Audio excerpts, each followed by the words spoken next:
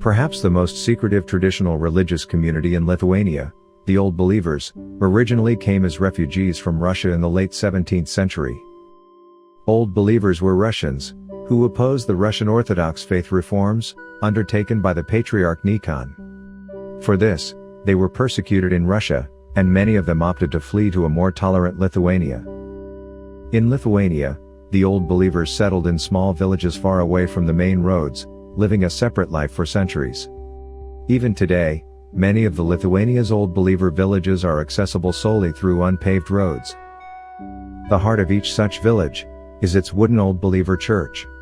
In our opinion, the prettiest of them all is here, in the village of Perelozai, Jonava district.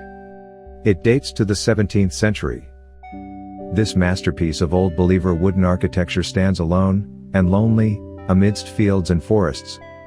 The village of some 300 people here no longer exists, its demise well represented by the partly destroyed power line.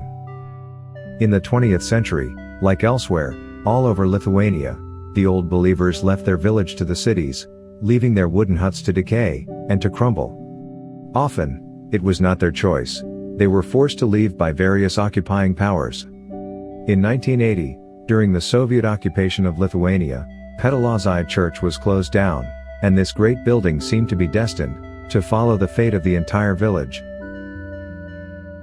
Luckily, Lithuania became independent in 1990, and the religious persecution ceased once again.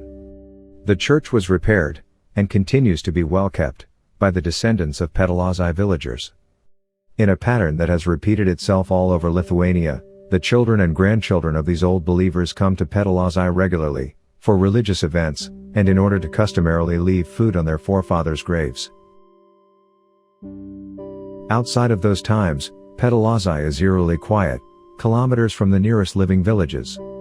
It is difficult now to imagine the lively Old Believer village that used to exist here for centuries, but it is easy to contemplate about the passing time. Altogether, though, it is a necessary place to visit for those who seek to feel the whole of Lithuania, not only its largest or more famous ethnic and religious communities.